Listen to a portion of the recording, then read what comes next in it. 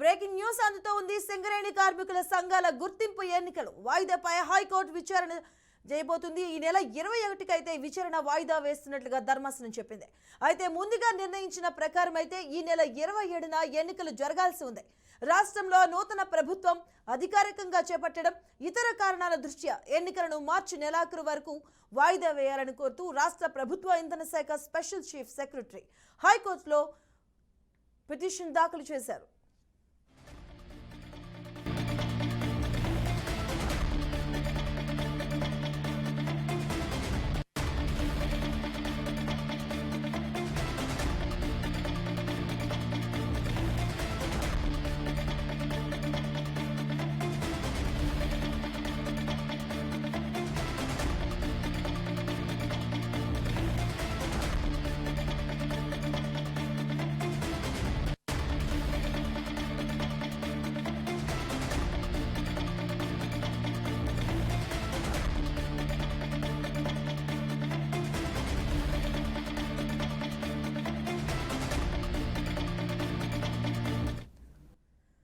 సింగరేణి కార్మికుల సంఘాల గుర్తింపు ఎన్నికలను హైకోర్టు విచారణ చేయబోతుంది. దీనికి సంబంధించి ఈ నెల 21కి అయితే విచారణ వాయిదా వేస్తున్నట్లుగా ధర్మాసనం చెప్పింది.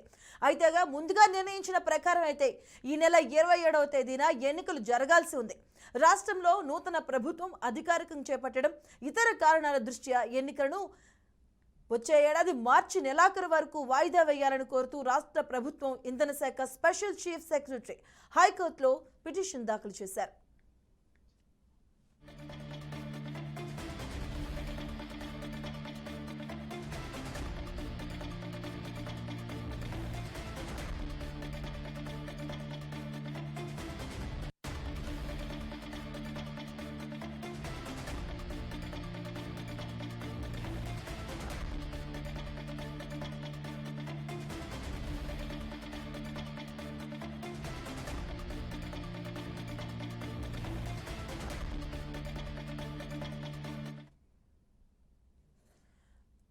సింగరేణి ఎన్నికలకు సంబంధించి ఈ నెల 21కి అయితే వాయిదా వేసింది ధర్మాసనం.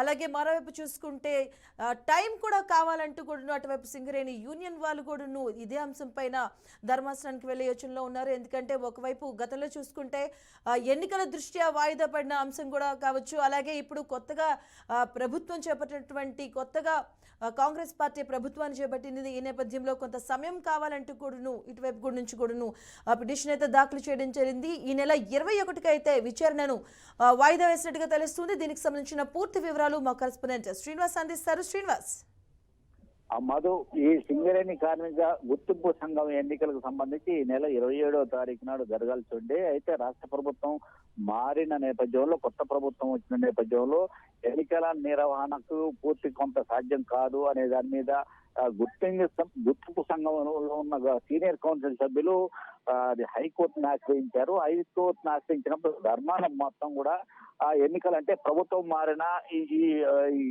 శాసనసభ ఎన్నికలకు కానీ ప్రభుత్వం మారటానికి ఏమీ ఇబ్బంది లేదు, ఎన్నికలు నిర్వహిస్తామని ఇంతకుముందు హైకోర్టు హామీ ఇచ్చారు కదా అని చెప్పని ప్రశ్నించిన నేపథ్యంలో కొన్ని సర్దుబాట్లు, కొన్ని వివరణలు ఇచ్చారు. అయితే దీని మీద కౌంటర్ దాఖలు చేయాలని చెప్పని సీనియర్ కౌన్సిల్ అయితే వీళ్ళు ఎవరైతే హైకోర్టును అప్రోచ్ అయ్యారో వాళ్ళకి కౌంటర్ దాఖలు చేయాలని చెప్పని ధర్మాసనం ఆదేశించి 21వ తారీఖుకి వాయిదా వేసింది. అయితే ఈ నెల 27నే ఎన్నికలు జరగాల్సి ఉండే గుర్తింపు సంఘం ఎన్నికలు. అయితే 2014 తర్వాత బీఆర్ఎస్ ప్రభుత్వం వచ్చిన తర్వాత సింగరేణి కార్మిక సంఘాలు గుర్తింపు సంఘం ఎన్నికల మీద మొత్తం కూడా పట్టు సాధించింది.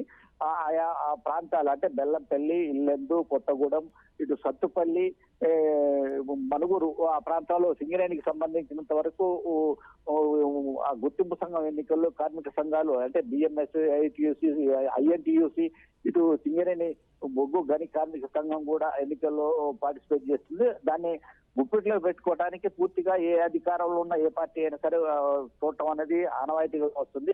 గత 2014 ఎన్నికల తర్వాత 2 సార్లు కూడా బీఆర్ఎస్ ప్రభుత్వం కూడా సింగరేణికి సంబంధించి అంటే సీటుకి మాటికి అక్కడ అంటే ధర్నాలు రాస్తారోకాలు పూర్తిగా సమ్మెలు నివారించే దిశగా ఉత్పత్తి పెంచే దిశగా రాష్ట్ర ప్రభుత్వం చేతుల్లో ఉండటంతో దాన్ని తన చేతుల్లో తీసుకున్నారు. అయితే ఇప్పుడు ప్రభుత్వం ఏర్పడి దాదాపు 10 రోజులే కావచ్చు ఉన్న నేపథ్యంలో ఎన్నికల నిర్వహణకు ఇబ్బందులు తలెత్తాయనే ఉద్దేశంతోనే ఆ కౌన్సిల్ కి సంబంధించిన సీనియర్ సభ్యులు హైకోర్టుని అప్రోచ్ కావడంతో ధర్మాసనం పలు ప్రశ్నలు వేసి అయితే ఈ నెల 21వ తారీఖు వాయిదా వేసింది. అయితే ప్రభుత్వం కూడా ఇప్పుడు ఉన్న పరిస్థితులు ఈ 10 రోజులు ఉన్నది టైం 10 రోజులు కూడా లేదు. దాదాపు ఆ 10 రోజుల టైంలో ఎన్నికల నిర్వహణ సాధ్యం అయ్యే పరిస్థితి కాదని తెలియజేయడంతో 21న కౌంటర్ దాఖలు చేయాలి. అంటే కౌంటర్ అంటే ఎప్పుడు ఎన్నికలు నిర్వహించాలి అనే దాని మీద ఆ రోజు చెప్తే దాని మీద తుది తీర్పు ఇచ్చే అవకాశాలు ఉన్నాయి. ఎందుకంటే వీళ్ళు సీనియర్ సభ్యులు కూడా ఏంటంటే మార్చిలో నిర్వహించాలని చెప్పి అంటున్నారు. కాబట్టి రాష్ట్ర ప్రభుత్వంకి అలాగే ఈ సింగరేణి కాదీసుకున్న సాధక బాధకాలు ఏంటిది అనే దాని మీద కౌంటర్ దాఖలు చేసిన తర్వాత మధు శ్రీనివాస్ అంటే 2019 తర్వాత ఈ సింగరేణి ఎన్నికలు జరిగిన దాఖలాలు లేవనుకుంటా కదా. అండ్ దాని తర్వాత ఈ వాయిదాల పరంపర కొనసాగుతుంది. మరోవైపు ఇటువైపు సింగరేణి కార్మికుల యూనియన్ కావచ్చు, కార్మికులు కావచ్చు, వాళ్ళు ఏం చెప్తున్నారు అసలు దీనిపైన? అంటే ఎన్నికలు సజావు అంటే ఇప్పుడు ఇక్కడ రాజకీయ నేపథ్యం ప్రభుత్వాల ఒత్తిడి ఉంటుంది. ఎందుకంటే ప్రభుత్వం చేతుల్లోకి ఈ సింగరేణి వ్యవస్థను మొత్తం కూడా ప్రభుత్వ పెద్దలు ఎప్పుడు కనుసన్నల్లో ఉండాలని చూసుకుంటున్నారు.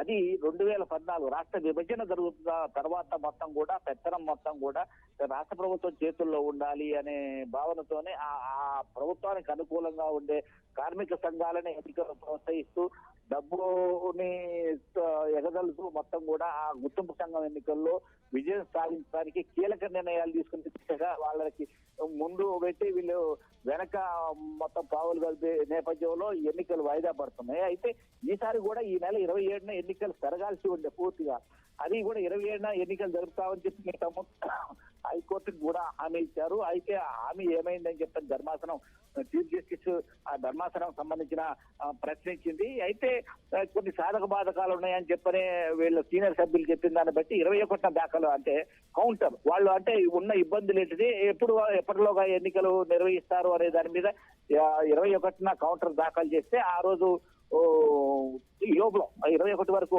కౌంటర్ దాఖలు చేస్తే ఆ రోజు తీర్పు ఎప్పుడు ఎన్నికలు నిర్వహించాలనే దాని మీద హైకోర్టు నిర్ణయం తీసుకునే అవకాశాలు అయితే స్పష్టంగా ఉన్నాయి. Madhu right, thank you Srinivas.